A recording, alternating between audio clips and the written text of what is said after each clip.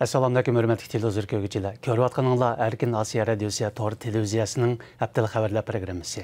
Programımız hoş geldinler. Məzkur programımızda muşu bir hafta jarayonida radiomuzda anlatılgan bir qism mühim xəbərlərni əsiltib ötməkçimiz. Mən Erkin. Mən Gülçehre. Tövəndə diqqətinizlər xəbərlərimizin təfsilatıdır basın.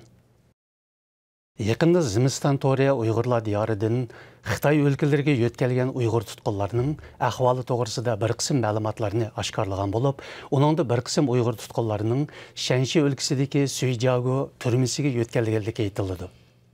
Muxbirimizin bu ipuçuğa asasen ahvali gelişi jarayonida mazkur uchurning to'g'riliqi dalillendi.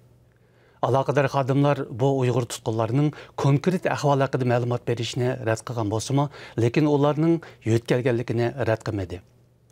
Xalqarada lagerlar masalasi bas munozara qo'zg'agandan buyon Uygur diyaridan 500 mingcha Uygur tutqunning Shanxi, Gansu, Ishki Mo'ng'ul qatorliq joylardagi turmalarga yötkelgenligi haqida uchurlar o'tirg'i chiqmoqda.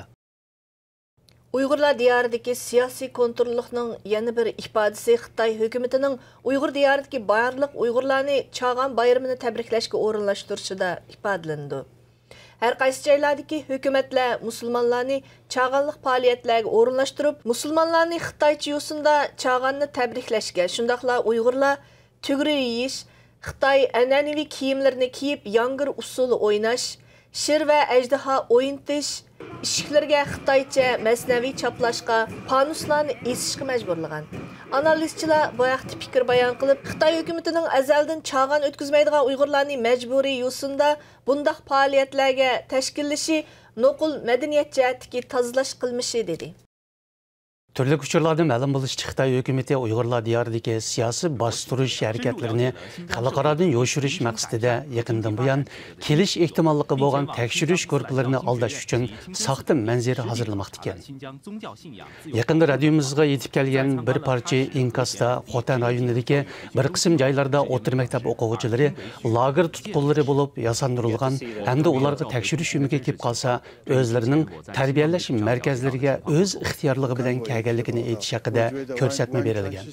Buningdan ilgari bir qism chet el diplomatlaridan tashkillangan tekshirish umiga mushu xildagi tarbiyalash markazlarini ziyorat qilgan bo'lib, ular bu joydagi kursantlarning xo'shal-xo'ramlik ichida til va mahorat o'rganayotganligini ko'rgan edi. Uygurlar diyarida Uygur milliy madaniyati yo'qotish nishoniga aylanayotganda Turkiyadagi Uygur yosh Habibullah Muhammad Uygur an'anaviy qo'l hunarvanchiligini xalqaro bozorga yuzlandirdi. Ma'lum bo'lishicha, Habibullah 2014-yili Turkiyaga kelgan bo'lib, u savdo qilish jarayonida Uyg'urlarning milliy an'anaviy madaniyatini to'g'rilashtirish orqali texmi yaxshi saqlab qolg'ili bo'lganligini to'nib yetgan. Shuning bilan bu sohaga doir ko'p xil mahsulotlarni ishlab chiqarib, bozorga solgan. Habibullah bundan keyin texmi ko'p mahsulotlarni ishlab chiqarishni, shuningdek texmi ko'p Uyg'urlarning o'z bilan hamkorlashishni orzu qilmoqda ekan. Yakında Uygurlar duch kelayotgan bostirishning hozir Uygurlardan alqab dunyoga kengayishi hamda uning salbiy ta'siri to'g'risida Washington shahridagi Hudson institutida maxsus muhokama yig'ini ochildi.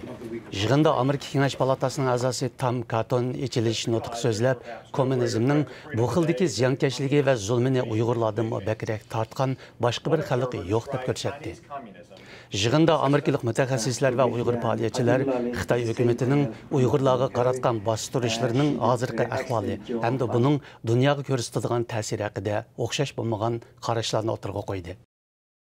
5 fevral kuni muajiratdagi Uyg'urlar dunyoning har qaysi joylaridagi Xitoy elchixonalari ve konsulxonalari oldida norozilik namoyish tashkillab 1997 yildagi G'ulja 5 fevral voqeasining 22 yilligini xotirladi. Amerika, Germaniya, Turkiya, Yaponiya, Fransiya, Shvetsiya, Qozog'iston qatorliq joylardagi Uyg'ur jamoati norozilik namoyishi va xotirlash faoliyati orqali ayni vaqtda Uyg'urlarning haq va huquqlari uchun hayotidan ayrilgan shahidlarga ehtirom bildirdi. Shuningdek, Xitoy hukumatiga qarshi shiorlarni to'ladi. Ma'lum bo'lishicha, bir qism faoliyatchilar Uyg'urlarning milliy irodasini ifodalashda namoyishdan kuchlikroq usul yo'q deb qarashmoqda ekan.